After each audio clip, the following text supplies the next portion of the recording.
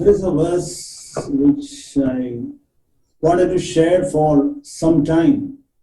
For the last, I think, 3-4 weeks, I was keeping on postponing that verse.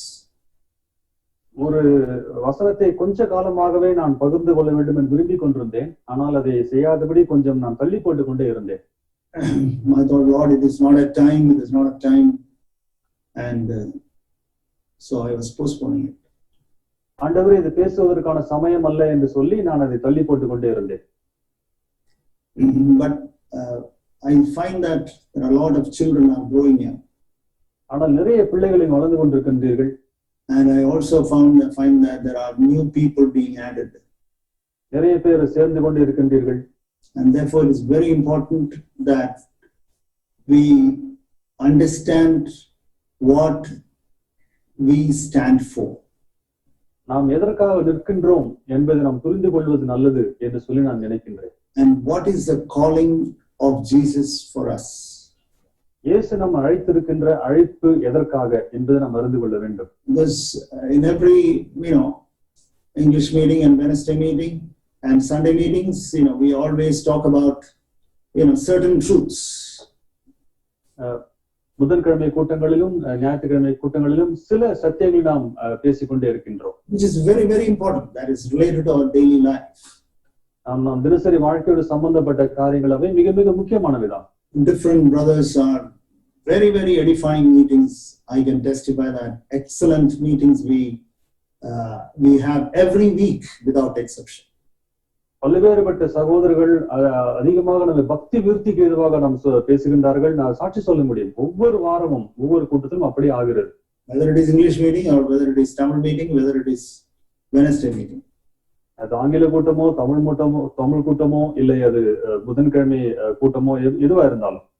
But there is something which today I want to share, which we have not heard for some time now. Maybe for years we have not heard. கொஞ்சம் வருடங்களாகவே நாம் கேட்காத காரியங்கள் நான் பகிர்ந்து கொள்ள விரும்புகின்றேன். Okay, let's turn to Luke chapter 14. லூக்கா 14ஆம் அதிகாரத்துக்கு நாம் திருப்புவோம். Luke chapter 14 verse 26. லூக்கா 14ஆம் அதிகாரம் 26ஆம் வசனம். It says there, if anyone comes to me and does not hate his own father and mother and wife and children and brothers and sisters, yes, even his own life, he cannot be my disciple. ஒருவன் என்னிடத்தில் வந்து தன் தகப்பனையும் தன் தாயும் தன் சொந்த ஜீவனை வெறுக்காவிட்டால் அவன் சீஷனா இருக்க மாட்டான் என்று அங்கு சொல்லப்படுகிறது. And then it says, in continuation it says that you have to hate your own life. தன் ஜீவனையும் கூட நீங்கள் வெறுக்க வேண்டும் என்று சொல்லி இங்கு சொல்லப்படுகிறது. It says in verse 33 that we have to hate our possessions. நமக்கு உண்டானவைகளையும் வெறுக்க வேண்டும் என்று இங்கு சொல்லப்படுகிறது. People can misunderstand this word hate. இந்த வெறுப்பு என்கின்ற வார்த்தையை ஜனங்கள் தவறாய் புரிந்து கொள்ள முடியும். The meaning of that word hate is in comparison to your love for your relatives or your friends and all that, you should love Jesus much more than that. That's the meaning of that. அந்த வெறுப்பு என்பதற்கான அர்த்தம் என்னவென்றால், உங்கள் உறவினரோடோ அல்லது நண்பரோடு ஒப்பிடும்போது இயேசுவின் மீது உள்ள அன்பு அதிகமாக இருக்க வேண்டும் என்பது அதனுடைய அர்த்தமாகும். It is like the beautiful example Brother Zach uses is that in the night there are stars, but in the morning you find that stars are still there, but you find that when the sun rises, the stars disappear. அவர்கள் அருமையான ஒரு ஓமானத்தை பயன்படுத்துவார்கள். அதாவது இரவுல நட்சத்திரங்கள் நிறைய இருக்கும், ஆனால் காலையில எழுந்து சூரியன் உதிக்கும் போது பார்த்தால் நட்சத்திரங்கள் காணாமல் போய்விடும். But stars are still there. நட்சத்திரங்கள் இருக்கத்தான் செய்கின்றன, but you are unable to see that. ஆனால் நம்மால் அதை பார்க்க முடியவில்லை. They disappear in the light of the sun. அந்த சூரியனுடைய ஒளியிலே அவைகள் மறைந்து போயின. Sometimes people take this word hate and say that, okay, I will not look after my parents. சில பேர் இந்த வசனத்தை எடுத்துக்கொண்டு இனிமேல் என்னோட அப்பா அம்மாவை கவனிக்கவே மாட்டேன், வெறுக்கிறேன் என்று சொல்லுவார்கள். That is not what Jesus said. அப்படி இயேசு சொல்லவே இல்லை. That is what your flesh says. அது நம்முடைய மாம்சம் தான் அப்படி சொல்லுகிறது. Don't take care of them, they are a bother to us, and I wish we can put them in the orphanage, in the old age home and all that. This is what your flesh says. சில பேர் இப்படி சொல்வார்கள், இல்லை வசனம் சொல்லி விட்டதாக அப்பா அம்மா கவனித்துக் கொள்ளக்கூடாது, முதியோர் இல்லத்தில் போய் சேர்த்து விடு என்று சொல்லி, இப்படி அதை இயேசு சொல்லவே இல்லை. இந்த மாம்சம் தான் இப்படி சொல்லுகிறது. That is not what Jesus said. அது இயேசு சொன்ன காரியம் We அல்ல. have to take care of our parents. நம்முடைய பெற்றோர் நாம் பொறுப்பெடுக்க வேண்டும். We have to go and visit them, buy things for them, take care of their medical needs. அவர்களை போய் சந்திக்க வேண்டும், அவர்களுக்கான காரியங்களை வாங்கி போட வேண்டும், அவர்களுடைய மருத்துவ தேவைகளை சந்திக்க வேண்டும். All these things are important. We need to love our parents. நம்முடைய பெற்றோரை நேசிக்க வேண்டும், இதெல்லாம் முக்கியமே. But the love for Jesus should be much more than that. ஆனால் இயேசுவின் மீது வைத்துள்ள அன்பு இதை காட்டிலும் அதிகமாக இருந்திட வேண்டும். Also relatives and friends, you have to be good to them, kind to them, visit them, all that. உறவினர்கள், நண்பர்கள், இவர்களுக்கு நான் நன்மை செய்ய வேண்டும், அவர்களை போய் சந்திக்க வேண்டும், அவர்களும் இரக்கமாக இருக்க வேண்டும், இதெல்லாம் உண்மை. It's all correct. இதெல்லாம் சரியே. We can also turn to, there are 3 verses, there are many verses, and I want to show you chapter 10 of Matthew's Gospel. பல வசனங்கள் இருக்கின்றன, ஆனால் ஒரு வசனத்தை காண்பிக்க விரும்புகின்றேன். மத்தேயு 10ஆம் அதிகாரம். Matthew chapter 10. மத்தேயு 10ஆம் அதிகாரம். It says there from verse 34 to 39. அங்கு 34 இருந்து 39 வரை இப்படி சொல்லப்படுகிறது. Can you read that please? சரிங்க. மத்தேயு 10:34, பூமியின் மேல் சமாதானத்தை அனுப்ப வந்தேன் என்று எண்ணாதிருங்கள், சமாதானத்தை அல்ல பட்டயத்தை அனுப்ப வந்தேன். எப்படி எனில், மகனுக்கும் தகப்பனுக்கும், மகளுக்கும் தாய்க்கும், மருமகளுக்கும் மாமிக்கும் பிரிவினை உண்டாக்க வந்தேன். ஒரு மனுஷனுக்கு சத்துருக்கள் அவன் வீட்டாரே. தகப்பனையாவது தாயையாவது என்னிலும் அதிகமாய் நேசிக்கிறவன் எனக்கு பாத்திரன் அல்ல. மகனையாவது மகளையாவது என்னிலும் அதிகமாய் நேசிக்கிறவன் என் பாத்திரன் அல்ல. தன் சிலுவையை எடுத்துக்கொண்டு என்னை பின்பற்றாதவன் எனக்கு பாத்திரன் அல்ல. தன் ஜீவனை காக்கிறவன் அதை எழுந்து போவான். என் நிமித்தம் தன் ஜீவனை எழுந்து போகிறவன் அதை காப்பான். It talks about this life in verse 39 about 7 times in the 4 Gospels. 4 சுவிசேஷங்கள் இந்த ஜீவனை பற்றி 7 முறை பேசுகிறது. 7 times it talks about this life, this life, this life. இந்த தன் ஜீவன் என்று சொல்லுகிற காரியத்தை இந்த சுவிசேஷங்கள்ல 7 முறை நாம் பேச காண்கிறோம். That is your own life. அது உங்களுடைய சொந்த ஜீவன். Your life, we can say that is same as your self or your ego. உங்களுடைய அந்த ஜீவன் என்பது உங்களுடைய சுயம் அல்லது உங்களுடைய ஈகோ என்னிடம் சொல்லலாம். And this self, this soulish attachment is there with our possessions. நம்முடைய அந்த பொக்கிஷங்களோட இந்த ஆத்மீகமான ஒரு பிடிப்பு இருக்கத்தான் செய்கிறது. That is why we are attached to money. அதனால்தான் பணத்திலே நாம் ஒரு பிடிப்பு இருக்கிறது. That is why we run after money. பணத்திற்கு பின்னால் ஓடுவதற்கான காரணமும் அதுவே. We have got attachment to our relatives. உறவினர்கள் மீது ஒரு பிடிப்பு இருக்கிறது.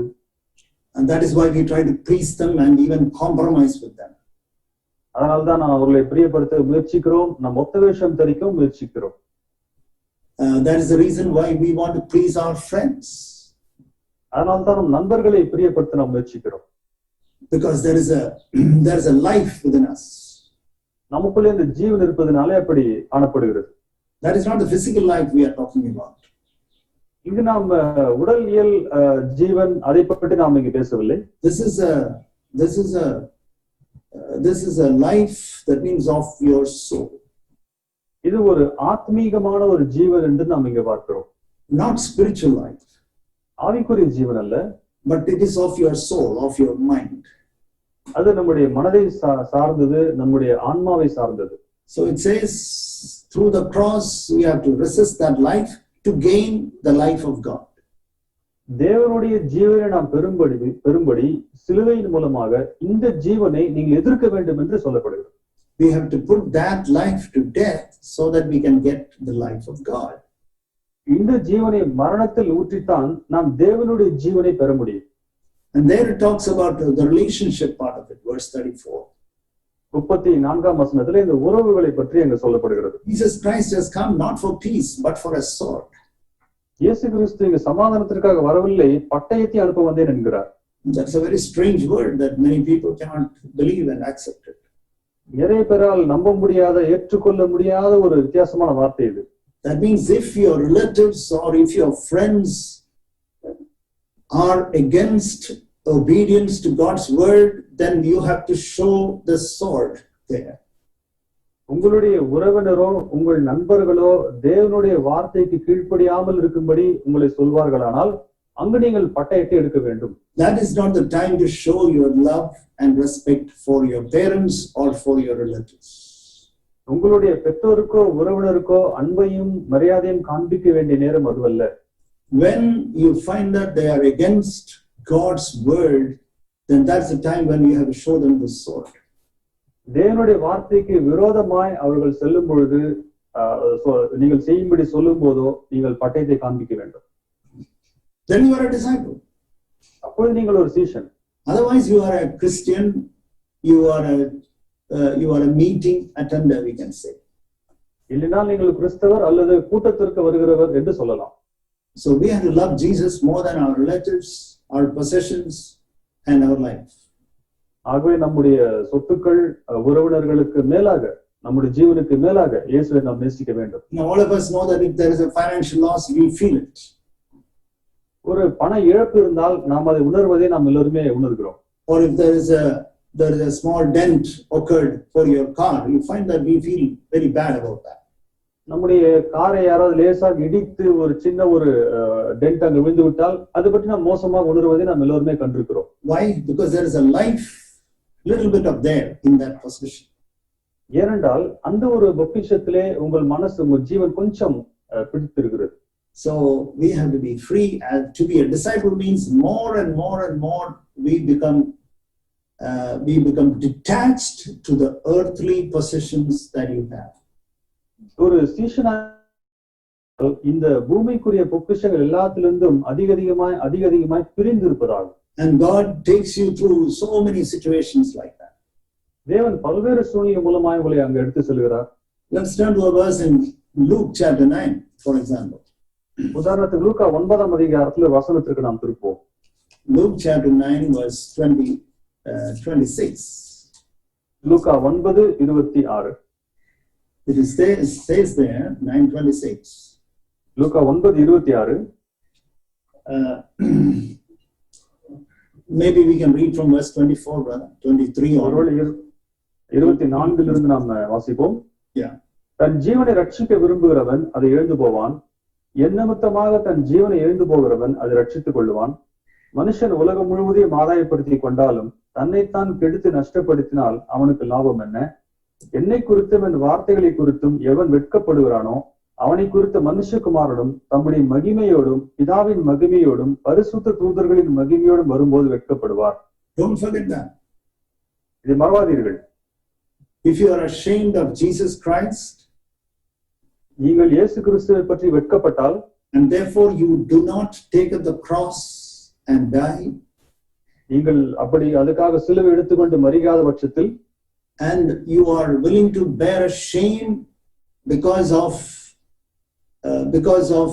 the cross, then you can't be a disciple. சிலுவை நிமித்தம் வருகின்ற வெட்கத்தை சகிக்க மனதில்லாமல் இருந்தால் நீங்கள் சீஷனா இருக்க முடியாது. For example, teenagers and children, they say that we want to wear the fashionable dress, otherwise people will laugh at us. சிறு பிள்ளைகளும் வாலிப பிராயத்தில் இப்படி சொல்லலாம், எங்களுடைய அந்த ஃபேஷன் படி ட்ரெஸ் நாங்கள் போடவில்லை என்றால் மற்றவர்கள் எங்களை பார்த்து சிரிப்பார்களே என்று சொல்லலாம். That is what your life. அதுதான் உங்கள் ஜீவன். That is what you should die. அதற்கு தான் நீங்கள் மரிக்க வேண்டும். And you should take up the cross. அங்குதான் நீங்கள் சிலுவை எடுக்க வேண்டும். But that is if you want to be a disciple of Jesus. நீங்கள் இயேசுவின் சீஷனாக இருக்க விரும்பினால் நீங்கள் அப்படி இருக்கலாம். For example, Jesus said, 14:25, we find that there was a great multitude coming towards Jesus. 14:25 ஒரு பெரிய திரள் கூட்டம் இயேசுவை நோக்கி வந்தார்கள். What did Jesus say? Jesus turned and told them that if anybody wants, if there is a big if there, if you want, then take up the cross and learn to lose your life. அந்த திரள் கூட்டத்தினரை பார்த்து இயேசு சொன்னார், ஒருவன் என்னை பின்பற்றி வர விரும்பினால் என்கிற வார்த்தை முக்கியமானது. நீங்கள் சீஷனாகும்படி விரும்பினால் நீங்கள் சிலுவை எடுக்கலாம் என்று there is no compulsion. இதுல எந்த வற்புறுத்தலும் இல்லை. Dear brothers and sisters in the church, there is no compulsion. சபையிலே வற்புறுத்தல் இல்லை சகோதர சகோதரிகளே. If you want to be a disciple, I am talking to those brothers and sisters and children and young people who want to be disciples. நீங்கள் சீஷனாகும்படி விரும்பினால் சீஷனாகும்படி விரும்புகின்ற வாலிபர்கள் சகோதர சகோதரிகள் இடத்துல நான் பேசிக் கொண்டிருக்கிறேன். Regarding possessions, I mentioned. நம்முடைய உலக பொருட்கள் அது நாம் சொன்னேன். So you mean to say, brother, that we have to, can we have a house, can we have a car, we can have some money? நீங்கள் கேட்கலாம், பிரதர் அப்படின்னா ஒரு சொந்த வீடு இருக்கலாமா, கார் இருக்கலாமா, பணம் எங்களுக்கு இருக்கலாமா என்று நீங்கள் கேட்கலாம். There is nothing wrong in that. We can possess all of them. We can have all of them. அதுல ஒரு தவறும் இல்லை, அதெல்லாம் நமக்கு இருக்கலாம். But if there is a need for another member in the body of Christ, I am willing to give that immediately. ஆனால் இன்னொரு சபையிலுக்கு இன்னொரு சகோதரருக்கு அதை தருவதற்கு தேவை நிறைந்து தருவதற்கு எனக்கு மனசு இருக்கிறதா? That is why that will show whether you are a disciple or not. அதுதான் நீங்கள் சீஷனா இல்லையா என்பதை காண்பிக்கிறது. Are you willing to spend your money? உங்கள் பணத்தை அப்படி செலவு செய்ய மனசு இருக்கிறதா? Are you willing to spend your time? உங்களுடைய நேரத்தை செலவு செய்ய மனசு இருக்கிறதா? Are you willing to spare your house or your car or whatever you possess? உங்கள் வீட்டையோ இல்லை காரையோ மற்ற உபயோகத்திற்கு தருவதற்கு மனசு இருக்கிறதா? And then we can say that that is being a disciple. அதுதான் சீஷனா இருப்பது என்று நாம் சொல்லலாம். So possessions we should not possess, but we can have them and use them. நாம் ஒரு காரியத்தை நாம் பற்றி பிடித்துக் கொள்ளக்கூடாது, ஆனால் அதை வைத்துக் கொள்ளலாம், அதை பயன்படுத்தலாம். And we should be willing to give it off to anybody who wants. அது தேவை உள்ளவருக்கு கொடுப்பதற்கும் நமக்கு மனசு இருக்க வேண்டும். For that we should not become reluctant. அப்படி கொடுப்பதற்கு நமக்கு தயக்கம் இருந்திடக்கூடாது. So that is about the relationship between life and possessions and life and your relatives. அதுதான் அந்த பொக்கிஷங்களுக்கும் உங்கள் ஜீவனுக்கும் உறவினர்கள் அதுக்கும் ஜீவனுக்கும் இருக்கின்ற தொடர்பாகும். So remember that the most important thing is your life. மிக முக்கியமான காரியம் ஞாபகம் வைத்துக் கொள்ளுங்கள், அது உங்கள் ஜீவன். And then if you want to be a disciple, you should be willing to take a stand against your relatives and friends. நீங்கள் சீஷனாகும்படி விரும்பினால் உங்களுடைய உறவினர்கள் நண்பர்களுக்கு எதிராக ஒரு நிலைப்பாட்டை எடுப்பதற்கு மனசு இருக்க வேண்டும். In 1 Corinthians 15 it says that do not be deceived. Your bad relationship will corrupt your behavior. 1 கொரிந்தியரிலே சொல்லப்படுகிறது, மோசம் போகாதிருங்கள், ஆகாத சம்பாஷணை அதாவது ஆகாத உறவு நல்லொழுக்கங்களை கெடுக்கும் என்று சொல்லுகிறது. It says in the Old English as conversation, which is translated as sambhashana in Tamil, but then it says the interactions that you have with your unconverted people. பழைய ஆங்கிலத்திலே கான்வர்சேஷன் அதாவது சம்பாஷணை என்று சொல்லப்படுகின்றது, ஆனால் புதிய மொழிபெயர்ப்பிலே மற்ற மனம் திரும்பாத மக்களோடு கூட உங்களுடைய தொடர்புகள் என்று சொல்லப்படுகிறது. So when you have that, then இருக்கும் பொழுது you cannot be a disciple. நீங்கள் சீஷனா இருக்க முடியாது. I told you that you can love them, you can go and inquire and give them money, give them gift, all that good relationship you can always maintain. There is nothing wrong with that. நான் ஏற்கனவே சொல்லியிருக்கின்றேன், அப்படிப்பட்டவர்களுக்கு போய் நீங்கள் பேசலாம், அவங்களோட உறவாடலாம், பணத்தை கொடுக்கலாம், நேசிக்கலாம், அதுல எந்த தவறும் இல்லை. But beloved brothers, beloved sisters, please understand that you don't get involved in their heathen customs and traditions.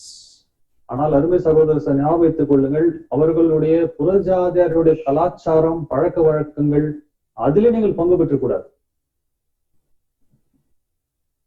I hope you understand that. அதை புரிந்து கொள்ள நான் நம்புகிறேன். Their customs and their traditions, you should not become part and parcel of that. அவர்களுடைய கலாச்சாரங்கள் அவர்களுடைய பாரம்பரியங்கள் அதிலே நீங்கள் பங்கு பெற்று விடக்கூடாது. Because ஏனென்றால் it is not in God's word. அது தேவனுடைய வார்த்தையிலே இல்லை. More than that, அதை காட்டிலும் மேலாக many of those activities will involve idol worship.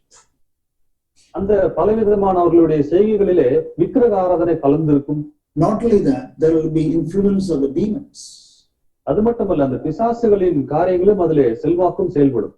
And then when you go as a family and attend such functions of your relatives and friends, அப்படிப்பட்ட உங்களுடைய உறவினர்கள் நண்பர்களுடைய ஃபங்க்ஷனை போய் நீங்கள் அட்டெண்ட் பண்ணி கொண்டிருக்கும் பொழுது you know what will happen?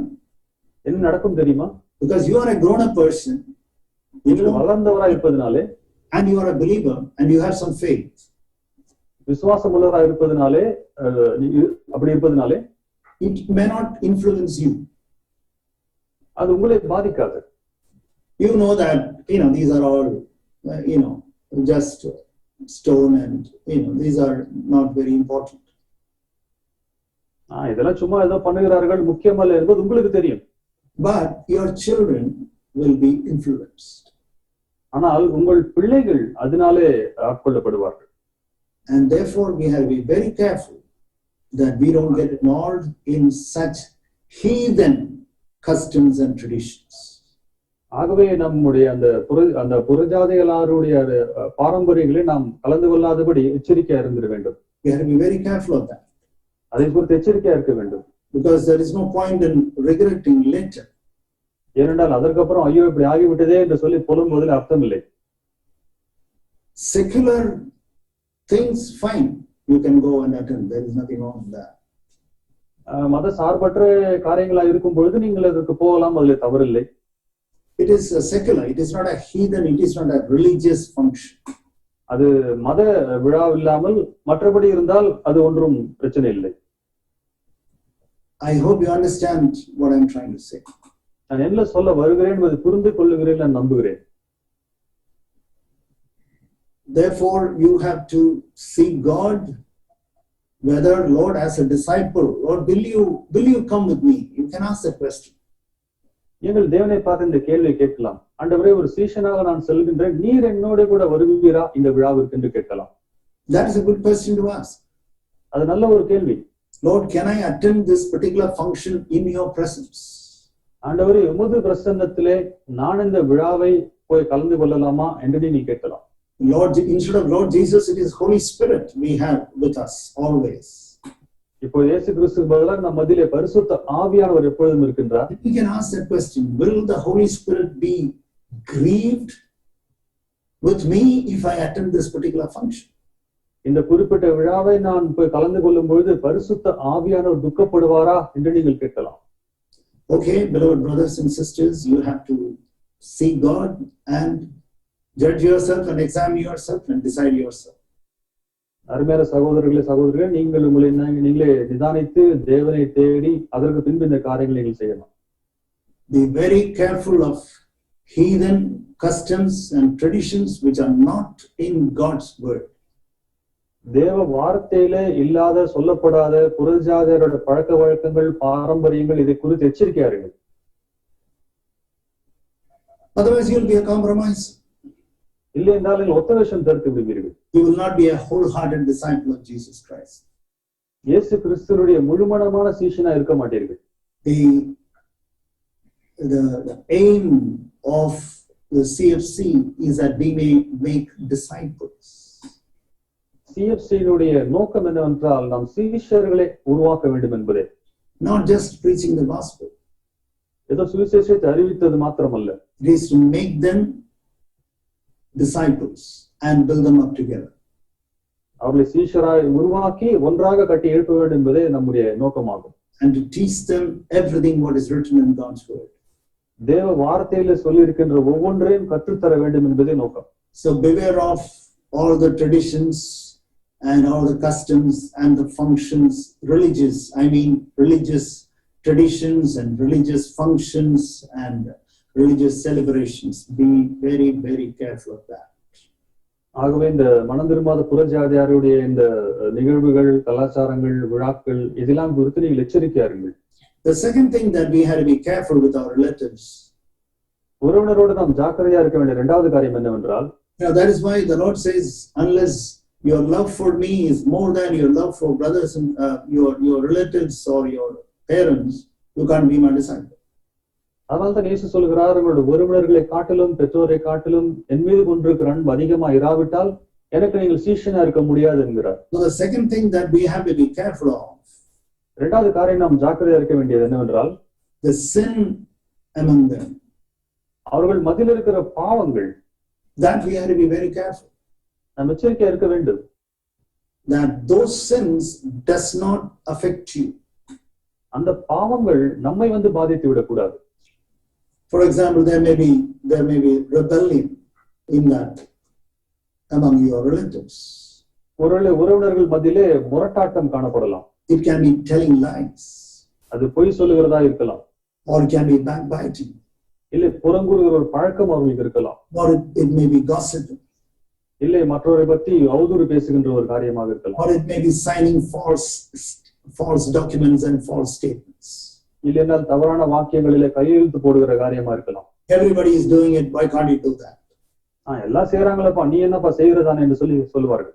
And therefore you find that we should be very careful that we don't become part and parcel of such sins of your relatives and your friends. ஆகவே நம்முடைய உறவினர்கள் நண்பர்களுடைய இப்படிப்பட்ட பாவங்களுக்கு நாம் கூட்டாளியாக இருந்துவிடக் கூடாது. I want to show a beautiful passage from Numbers chapter 16. என்னாகமம் 16ஆம் அதிகாரத்திலே அருமையான ஒரு காரியத்தை நான் காண்பிக்க விரும்புகிறேன். And in Numbers 16, all of us know that there was a rebellion by Korah. என்னாகமம் 16ஆம் அதிகாரத்திலே கோராவின் முரட்டாட்டம் சொல்லப்படுகிறது. All of us know about that. நம்ம எல்லாருக்கும் அதை பற்றி தெரியும்.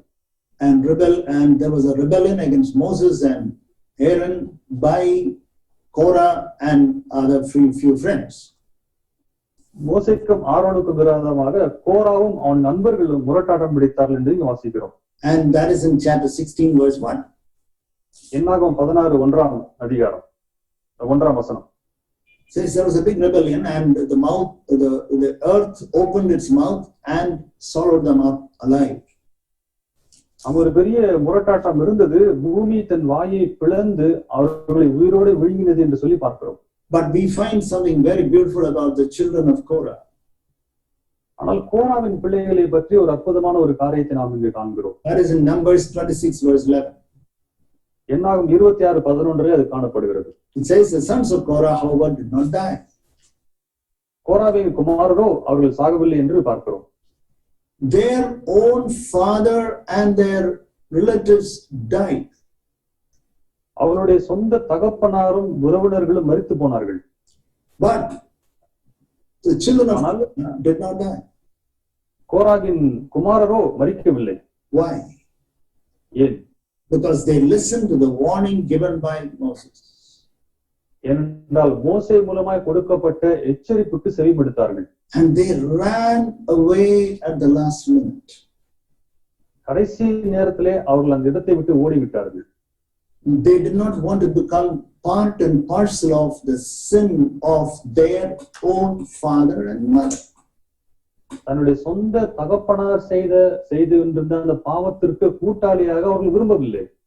Just imagine what an example, dear brothers and sisters.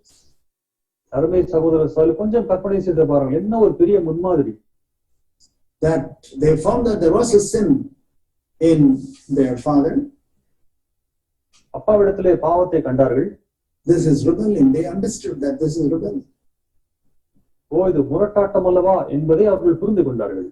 And therefore they would have discussed among themselves and said, no, we will not have anything to do with it, and they ran off. அவர்கள் மத்தியில் ஆலோசித்து இருந்திருப்பார்கள், அவர்கள் சொல்லியிருந்திருப்பார்கள், இல்லை இதை நாம் செய்யக்கூடாது என்று சொல்லி உடனடியாக ஓடிவிட்டிருப்பார்கள். And therefore, you know that children of Korah have written some beautiful psalms in our Bible. உங்களுக்கு தெரியுமா, வேத புத்தகத்திலே கோராகின் புத்திரர்கள் சில அருமையான சங்கீதங்களை எழுதியிருக்கின்றார்கள். Because they took a stand like that. அப்படிப்பட்ட நிலைப்பாட்டை அவர்கள் எடுத்தார்கள். So don't think that obeying your parents means you join with their all religious functions and all their sin and telling lies and rebellion and backbiting. No. ஆகவே பெற்றோருக்கு கீழ்ப்படிகள் என்றாலே நீங்கள் உங்களுடைய பெற்றோருடைய மத சம்பந்தமான விழாவில் கலந்து கொள்வதும் அவர்களோடு சேர்ந்து பொய்களை பேசுவதும் பாவங்களை செய்வதுமே அல்ல. If they ask you to get married to somebody who is an unbeliever, அவிசுவாசியான ஒருவரோடு திருமணம் செய்வதற்கு அவர்கள் உங்களை சொல்வார்களானால், maybe your parents, they themselves are unbelievers or not really repentant believers. உங்களுடைய பெற்றோரே அவிசுவாசிகளா இருக்கின்றார்கள், அவர்களே மனம் திரும்பாதவர்களா இருக்கின்றார்கள். And therefore they may ask you, why don't you get married to this particular person, that particular person? அப்போது அவர்கள் கேட்கலாம், இந்த நபரோட ஏன் திருமணம் நடக்கக்கூடாது, அவரோட திருமணம் நடக்கக்கூடாது என்று கேட்கலாம். This is how they will influence you. இப்படித்தான் அவர்கள் செல்வாக்கை செலுத்துவார்கள். many young people at the time, when they are in the teenage and the 20s, they are excellent. பல வாலிபர்கள் அவர்களுடைய 15 பருவத்திலும் 20 வயதுகளிலும் அற்புதமான வாலிபர்களா வாழ்ந்திருக்கின்றார்கள். When it comes to their decision regarding marriage, ஆனால் திருமணம் என்று வரும்பொழுது they compromise and they get married to their relatives, which they are not even born again. ஆனால் திருமணம் என்று வரும்போது ஒத்த வேஷம் தரித்து மனம் திரும்பாத மறுபடியும் பிறவாத தங்கள் உறவினர் யாரையாவது திருமணம் செய்து கொள்கிறார்கள். Or they get into some type of falling in love with their working colleagues or anyone like that, and they get married. இல்லை அவர்கள் கூட உடன் வேலையாட்கள் யாரோட காதல் வலையிலே விழுந்து அப்படி திருமணம் செய்து கொள்கிறார்கள். That is not God's will. அது தேவ சித்தம் அல்ல. Do not join with their traditions and their religious functions, and do not join with their sin. உங்களுடைய உறவினரோடு இருக்கின்ற அந்த விழாவிலும் மற்ற பாரம்பரியங்களிலும் மற்றும் அவர்கள் செய்கின்ற பாவங்களிலும் நீங்கள் உடன்படவே கூடாது. I want to show another picture from Deuteronomy. உபாகமத்திலிருந்து இன்னொரு ஒரு காரியத்தை காண்பிக்க விரும்புகின்றேன். It says about in Deuteronomy chapter 33. உபாகமம் 33. Says there about Levi. லேவியை பற்றி சொல்லுகிறது. It says, let thy Thummim and thy Urim belong to thy godly man. உங்களுடைய தேவ மனிதருக்கு ஊரிமும் தும்மிமும் ஆவதாக என்று சொல்லுகிறது. What is Urim and Thummim? ஊரிம் தும்மிம் என்றால் என்ன? That means light from God regarding judgment of a particular situation. ஒரு குறிப்பிட்ட சூழ்நிலையிலே தேவ நியாய தீர்ப்பை பற்றிய ஒரு வெளிச்சம். They used to come to Levi. They used to come, whether it was right or wrong for us to do this, or there is a fight between two of us, who is right, who is wrong. And then these people will decide whether they are right or wrong, because they had Thummim and Urim. ஏதாவது ஒரு காரியம் தவறாக சொல்லும் போது, இல்ல ஒரு சண்டை என்று வரும்போது, ஒரு போராட்டம் என்று வரும்போது, நான் சொல்வது சரியா நீ செய்வது சரியா என்று சொல்லும்போது அவர்கள் இந்த லேவியத்தில் வருவார்கள். அவர்கள் அதுக்கு தீர்வை இதன் வழியாக கொடுப்பார்கள். That is why the priests, this was in Aaron's chest. It was there. This Urim and Thummim was in the chest of Aaron. அந்த ஊரிம் தும்மிம் என்பது ஆரோனுடைய நெஞ்சில் இருக்குமாம். But then it says, and of Levi he said, I will give you this. Why? லேவியை பார்த்து கர்த்தர் சொன்னா நான் தருவேன் என்று சொன்னார். ஏன்? Why didn't he give it to Judah or to Reuben or to Simeon or to so many others? ஏன் யூதாவிற்கோ இல்ல சிமியோனுக்கோ மற்றவருக்கோ கொடுக்கவில்லை? Why the Lord didn't give? Was God partial? தேவன் பட்சபாதம் உள்ளவரா? ஏன் அவர் தரவில்லை? Yeah, there we find verse 9. 9ஆம் வசனத்திலே நாம் பார்க்கிறோம். Who said of his mother and his father, I did not consider them. தன் தகப்பனுக்கும் தன் தாய்க்கும் நான் உங்களை பாரேன் என்று சொல்லி, nor did he regard his own sons, for they observed thy word and kept thy covenant. தன் சகோதரி அங்கீகரியாமல் தன் பிள்ளைகளையும் அறியாமல் இருக்கிறவன் வசமாய் அவைகள் இருப்பதாக. What a stand that Levi, the tribe of Levi took. Levi கோத்திரத்தார் என்ன ஒரு நிலைப்பாடு எடுத்தார்கள் என்று சொல்லி பார்த்தீர்களா? Exodus 32 we find the history. யாத்ராகமம் 32 இதுக்கான சரித்திர ஆதாரத்தை நாம் காண்கிறோம். Aaron says, and they went to the golden calf, worship of golden calf. அங்க அந்த பொன் கன்றுக்குட்டியை கும்பிடும்படி அவர்கள் அங்கு சென்றார்கள். And then Moses was so angry. மோசே கோபம் நிறைந்தவனானான். And then you can read from Exodus 32:24 to 29. யாத்ராகமம் 32:24 29 வரை நாம் இப்படி வாசிக்கிறோம். அப்பொழுது நான் பொன்னுடைமை உடையவர்கள் எவர்களோ அவர்கள் அதை கழட்டி தரக்கடவர்கள் என்றேன். அவர்கள் அப்படியே செய்தார்கள். அதை அக்கினியிலே போட்டேன், அதிலிருந்து இந்த கன்றுக்குட்டி வந்தது என்றான். ஜனங்கள் தங்கள் பகைவருக்குள் அவமானப்படத்தக்கதாக ஆரோன் அவர்களை நிர்வாணமாக்கி இருந்தான். அவர்கள் நிர்வாணமா இருக்கிறதை மோசே கண்டு பாளையத்தின் வாசலில் நின்று, கர்த்தருடைய பட்சத்தில் இருக்கிறவர்கள் யார்? அவர்கள் என்னிடத்தில் சேர கடவர்கள் என்றான். அப்பொழுது லேவியின் புத்திரர் எல்லோரும் அவனிடத்தில் கூடி வந்தார்கள். அவன் அவர்களை நோக்கி, உங்களில் ஒவ்வொருவனும் தன் பட்டயத்தை தன் அறையிலே கட்டி கொண்டு பாளையம் எங்கும் உள்ளும் புறமும் வாசலுக்கு வாசல் போய் ஒவ்வொருவனும் தன் தன் சகோதரனையும் ஒவ்வொருவனும் தன் தன் சிநேகிதனையும் ஒவ்வொருவனும் தன் தன் அயலானையும் கொன்று போட கடவுள் என்று இஸ்ரவேலின் தேவனாகிய கர்த்தர் சொல்லுகிறார் என்றான். லேவியின் புத்திரர் மோசே சொன்னபடியே செய்தார்கள். அந்நாளிலே ஜனங்கள் ஏறக்குறைய 3000 பேர் விழுந்தார்கள். கர்த்தர் இன்றைக்கு உங்களுக்கு ஆசீர்வாதம் அளிக்கும்படி இன்றைக்கும் நீங்கள் அவனவன் தன் தன் மகனுக்கும் சகோதரனுக்கும் விரோதமா இருக்கிறதுனாலே கர்த்தருக்கு உங்களை பிரதிஷ்டை பண்ணுங்கள் என்று மோசே சொல்லி இருந்தான். You find that God is not partial. தேவன் பட்சாதாபம் உள்ளவர் அல்ல. Don't think that God is partial. தேவன் பட்சாபாதம் பார்க்கிறவர் அல்ல. The times of temptation when you have to take a stand against your relatives and your friends, if you do not take a stand, the Lord will keep you aside.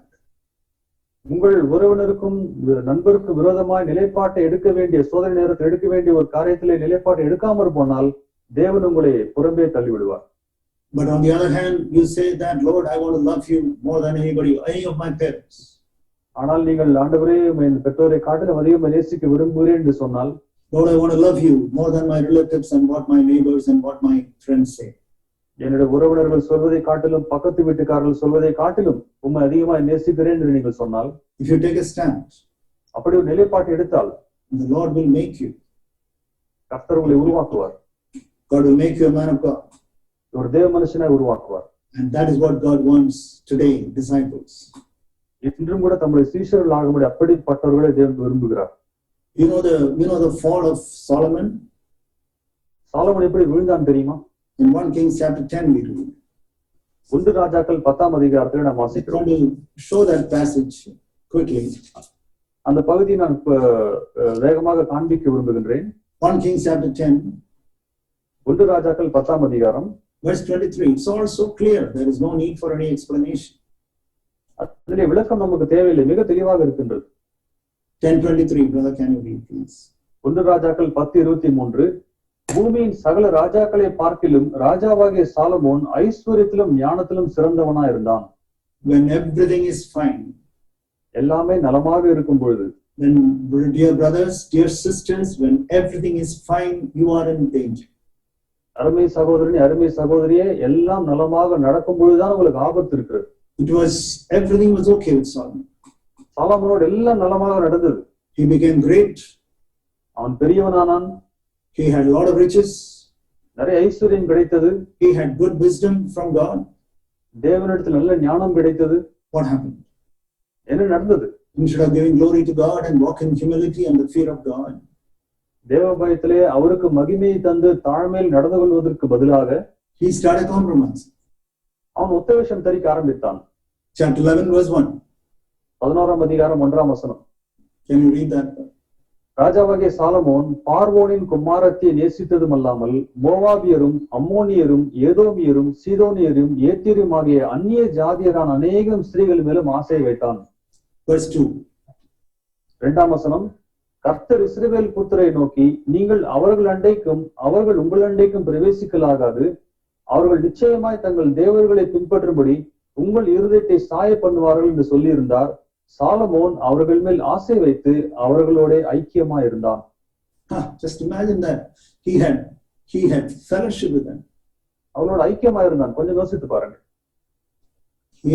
He had fellowship with them, marrying the wrong person to start with, but then because of that woman, you find that various other heathen women started getting attracted to Solomon. ஒரு தவறான ஒரு பெண்ணை திருமணம் செய்தான். அது முகாந்திரமாக அநேக பெண்கள் அவனுக்கு சிநேகமானார்கள். Then what happened? என்ன நடந்தது? Verse 3. 3ஆம் வசனம். அவனுக்கு பிரபுக்கள் குலமான 700 மனையாட்டிகளும் 300 மறுமனையாட்டிகளும் இருந்தார்கள். அவனுடைய ஸ்திரீகள் அவன் இருதயத்தை வழி போக பண்ணினார்கள். Oh, what a sad statement, the last part of that verse. அந்த வசனத்தின் கடைசி பகுதியில் என்ன ஒரு சோகமான ஒரு வாக்கியம் பார்த்தீர்களா? And his wives turned his heart away. அவனுடைய ஸ்திரீகள் அவன் இருதயத்தை வழி போக பண்ணினார்களாம். Beware of your relatives and your parents if they are not wholehearted disciples of the Lord. தேவனுடைய முழுமனதான சீஷர்களாக உங்கள் பெற்றோரும் உறவினரும் இல்லாத பட்சத்திலே அவர்களை குறித்து எச்சரிக்கையாக நீங்கள் இருங்கள். They will turn their heart away from you. அவர்கள் கர்த்தரை விட்டு உங்கள் இருதயத்தை வழி போக பண்ணுவார்கள். Verse 4. 4ஆம் வசனம். சாலமோன் வயது சென்றவனான பொழுது அவனுடைய மனைவிகள் அவன் இருதயத்தை அந்நிய தேவர்களை பின்பற்றும்படி சாய பண்ணினார்கள். அதனாலே அவனுடைய இருதயம் அவன் தகப்பனாகிய தாவீதின் இருதயத்தை போல தன் தேவனாகிய கர்த்தருடைய உத்தமமா இருக்கவில்லை. So there were two steps. What these ரெண்டு படிகள். First of all, turning away from God. முதலாவது தேவனை விட்டு திரும்புவது. God is here and you turn away from God. தேவன் அங்க இருக்கின்றார், தேவனை விட்டு திரும்பி விடுகின்றீர்கள். And then you turn towards the heathen gods. இரண்டாவது அந்நிய தேவர்களை நீங்கள் பார்த்து அதன் பக்கமாக திரும்புகின்றீர்கள். That is what it says in verse 3 and verse 4. These are two developments, progress. அதுதான் 3-4 வசனங்களில் சொல்லப்படுகிறது. கொஞ்சம் கொஞ்சமாக அந்த பக்கத்திலே செல்கின்ற ஒரு காரியம். Verse 6. 6ஆம் வசனம்.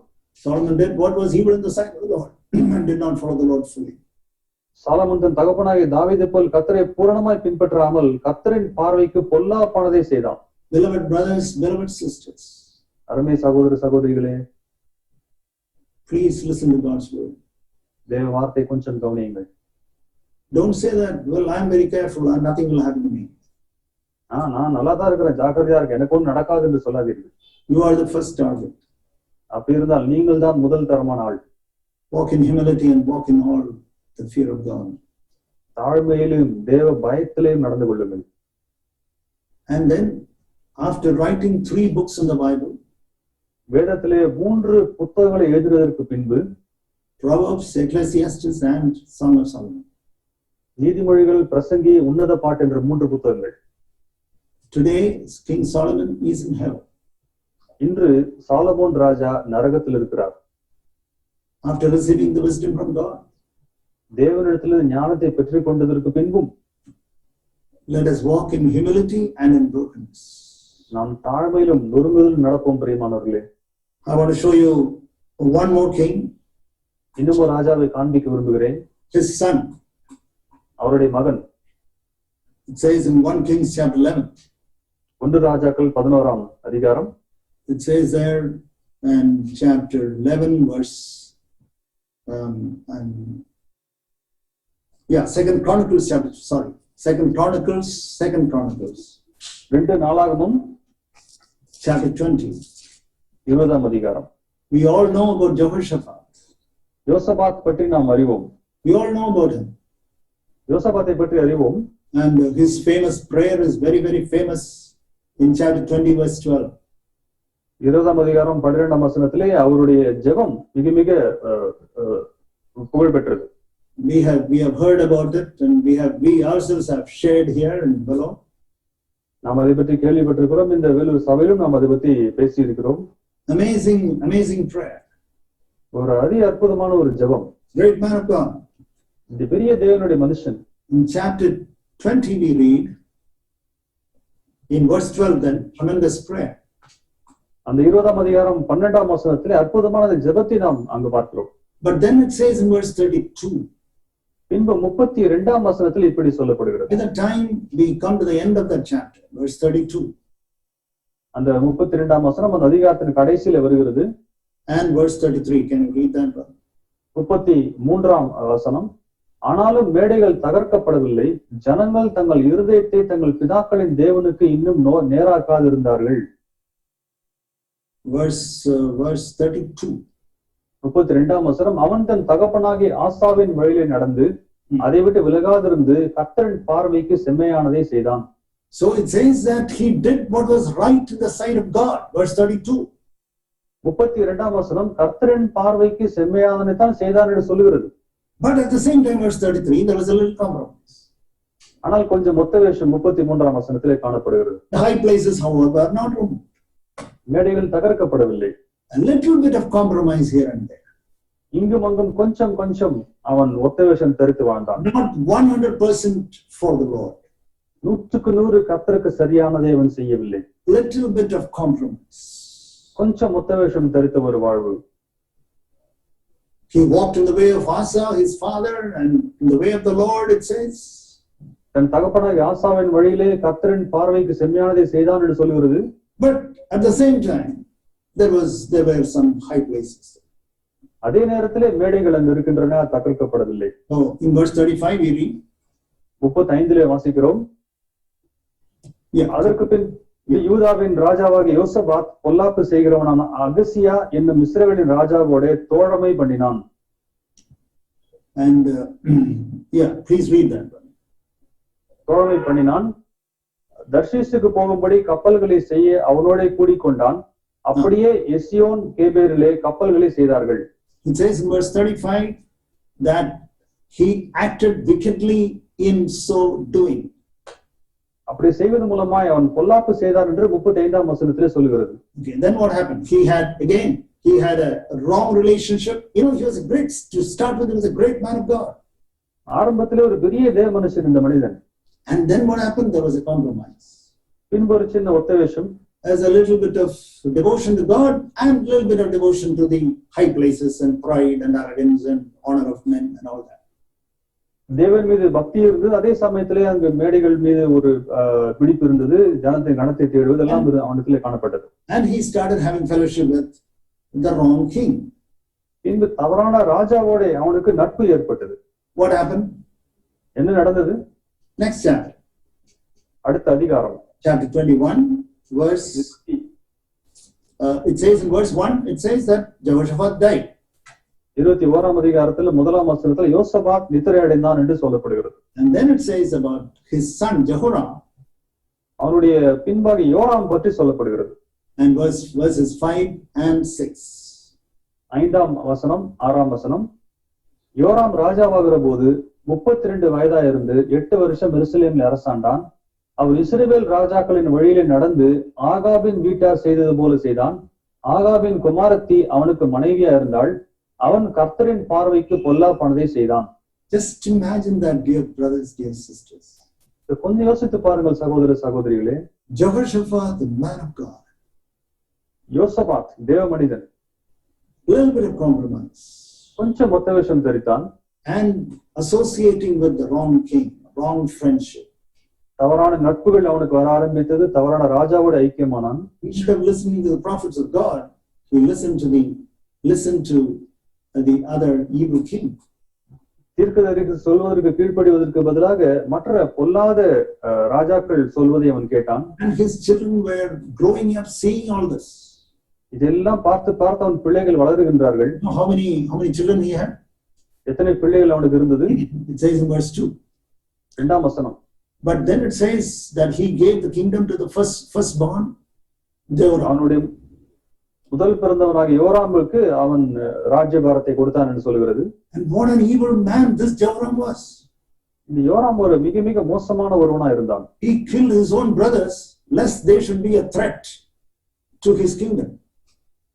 மற்றவர்கள் ராஜாவாகி விடக்கூடாது என்று சொல்லி தன்னுடைய சொந்த சகோதரர்களை கொலை செய்தான் இந்த யோராம். Just imagine that. யோசித்து பாருங்கள். But beloved brother, beloved sister, how did it all happen? ஆனா சகோதரனே சகோதரி எப்படி நடந்தது? There was a Jehoshaphat who compromised. அங்க ஒத்தவேஷம் தெரித்த ஒரு யோசபாத் இருந்தான். A Jehoshaphat who prayed one of the best prayers recorded in the whole Bible. முழு வேதாகமத்தில் இருக்கிற எல்லா ஜெபங்களை பாட்டிலும் மிக சிறந்த ஜெபத்தை செய்த அந்த யோசபாத். What a prayer in verse 12. 12ஆம் வசனத்தில் என்ன ஒரு அருமையான ஜெபத்தை அவன் செய்தான். He compromised. He had wrong relationship and God was so upset with him. அவன் ஒத்தவேஷம் தெரித்தான். பின்பு தவறான நட்புகள் அவனுக்கு ஏற்பட்டது. தேவன் அவன் மீது மனத்தாங்கல் அடைந்தார். And his children were growing up. அவனுடைய பிள்ளைகள் அப்பொழுது வளர்ந்து கொண்டிருந்தார்கள். What kind of children? என்ன வகையான பிள்ளைகள் வந்தார்கள்? Jehoram, the firstborn, killed all the other brothers. முதல்ல பிறந்த யோராம் மற்றவர்கள் கொலை செய்து விட்டான். And there's a verse about Jehoram, one of the saddest verses in the whole Bible. யோராம் பற்றி வசனம் இருக்கு தெரியுமா? வேதாகமத்திலே மிக மிக சோகமான ஒரு வசனம். Verse 20, chapter 21, verse 20. Can you read that? 21ஆம் அதிகாரம் 20ஆம் வசனம். அவன் ராஜாவாகிற போது 32 வயதா இருந்து 8 வருஷம் எருசலேமில் அரசாண்டு விரும்புவார் இல்லாமல் இறந்து போனான். See, just அவனை that nobody wanted him to live. யாருமே வாழ்வதற்கு விரும்பவே இல்லையா? Can you believe that? இது நம்ப முடிகிறதா? It says in the English, it says he departed with no one's regret. யாருமே அவன் செத்த போது வருத்தப்படவே இல்லையா? Or rather, people were happy that the fellow is gone. செத்து போனான்டா என்று சொல்லி ஜனங்கள் சந்தோஷப்பட்டார்கள் போல. Okay, brothers, finally, I just wanted to close it with this familiar verse, chapter 2 Corinthians chapter 6. 2 கொரிந்தியர் 6ஆம் வசனத்திலே ஒரு பரிச்சயமான வசனத்தோட நான் முடிக்க விரும்புகின்றேன்.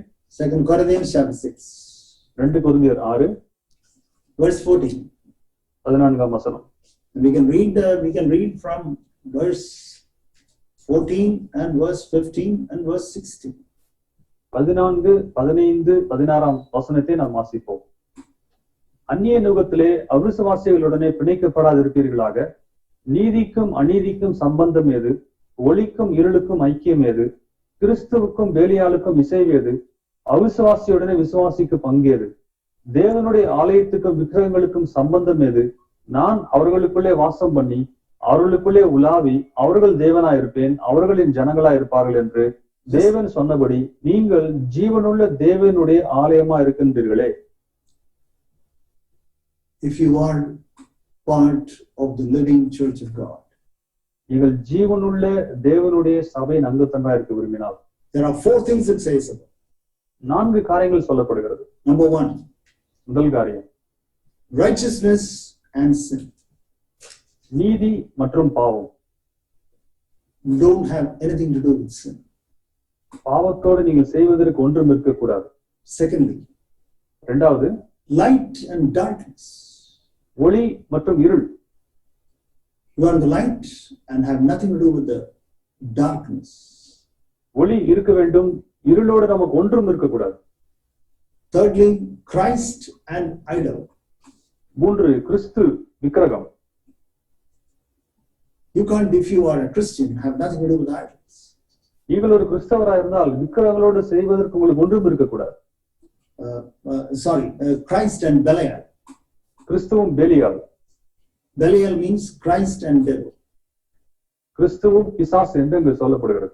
And then finally it says temple of God and idols. பின்பு தேவனுடைய ஆலயம் மற்றும் விக்கிரகங்கள்.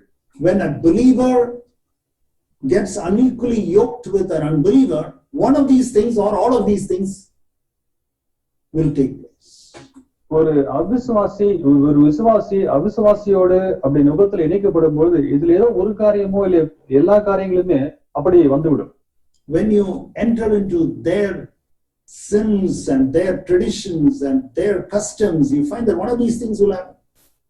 அவருடைய பாரம்பரியத்திலும் அவர்களுடைய பாவங்களிலும் அவர்களுடைய விழாக்களிலும் நீங்கள் செல்லும் பொழுது இதுல ஏதாவது ஒன்று உங்களுக்கு நடைபெறும். I can only show God's word. நான் தேவ வார்த்தையை காண்பிக்க மட்டும்தான் முடியும். It is left to you. உங்களை பொறுத்தது. What do you do about all this? இதெல்லாம் பற்றி என்ன செய்ய போகிறீர்கள் என்பது உங்களை பொறுத்தது. Verse 18 it says, 18ஆம் வசனம், if you take a stand like that, I will be a father to you and you shall be my sons and daughters, says the Lord Almighty. அப்படி ஒரு நிலைப்பாட்டை நீங்கள் எடுத்தால் நான் உங்களை ஏற்றுக்கொண்டு உங்களுக்கு பிதாவாயிருப்பேன், நீங்கள் எனக்கு குமாரனும் குமாரத்தியுமாக இருப்பீர்கள் என்று சர்வவல்லமையுள்ள தேவன் கர்த்தர் சொல்கிறார். So beloved brothers and sisters, ஆக அருமை சகோதர சகோதரிகளே, the call today is be a disciple. இன்று நமக்கு இருக்கிற அழைப்பு என்னவென்றால் ஒரு சீஷனாயிருங்கள். Be a disciple. ஒரு சீஷனாயிருங்கள். Maybe that you have fallen and you have compromised and you have done all that. ஒருவேளை விழுந்திருக்கலாம், ஒத்தோஷம் தரித்திருக்கலாம். But today, ஆனால் இன்று we can repent. நாம் மனம் திரும்பலாம். We can repent and say, Lord, from today onwards, Lord, I want to be a disciple. ஆண்டவரே, இன்று முதற்கொண்டு நான் சீஷனா இருக்கும்படி விரும்புகிறேன். Doesn't matter. Even today morning you would have compromised. Doesn't matter, brother, sister. பரவாயில்லை, இன்று காலை கூட ஒத்தோஷம் தரித்த வாழ்க்கை நீங்கள் வாழ்ந்திருக்கலாம். பரவாயில்லை சகோதரனே சகோதரியே. Today if you repent, இன்று நீங்கள் மனம் திரும்பினால், God wants you to repent. நீங்கள் மனம் திரும்படித்தானே தேவன் விரும்புகிறார். God doesn't say that I will give you up. இல்லை, நான் உங்களை விட்டுவிட என்று சொல்லுகிறார். இல்லை, The Lord doesn't say that. கர்த்தர் சொல்லவில்லையே. Will I surrender you? நான் உன்னை விட்டு விடுவேனோ? Will I give you up? நான் உன்னை கைவிட்டு விடுவேனோ? No, the Lord will never do that. கர்த்தர் ஒருபோதும் அதை செய்ய மாட்டார். God wants you to come back. நீங்கள் திரும்ப வரும்படித்தான் அவர் அழைக்கிறார். God wants you to come back. Doesn't matter, brother or sister. சகோதரனே சகோதரியே, பரவாயில்லை. Dear young person, please come back to the Lord. Dear child, please come back to the Lord. அருமை வாலிபனே, அருமை பிள்ளையே, தேவனுடைய ஓடி வா. Will you pray today? இதை ஜெபிப்பீர்களா? Just one sentence. ஒரே வாக்கியம் தான். Lord, I want to be a disciple. Lord, make me a disciple. ஆண்டவரே நான் ஒரு சீஷனாய் இருக்க விரும்புகின்றேன், சீஷனா என்னை ஆக்கும். Lord, I want to be a disciple, make me a disciple. ஆண்டவரே சீஷனாக விரும்புகின்றேன், சீஷனா என்னை ஆக்கும் ஆண்டவரே. Because without God's help, you can't become a disciple. தேவ உதவி இல்லாமல் நீங்கள் சீஷராய் மாற முடியாது. We need God's grace, God's Holy Spirit to be a disciple. தேவனுடைய பரிசுத்த ஆவி, தேவனுடைய கிருபை இருந்தால்தான் நான் சீஷனாக முடியும். Shall we pray? நான் ஜெபிப்போமா? Please unmute yourself and pray this one sentence prayer. Unmute செய்துவிட்டு இந்த ஒரு வாக்கிய ஜெபத்தை நீங்கள் செய்யுங்கள். Lord, I want to be a disciple, make me a disciple. ஆண்டவரே ஒரு சீஷனாய் இருக்க விரும்புகின்றேன், சீஷனா என்னை ஆக்கும். Shall we pray? நாம் ஜெபிக்கலாமா?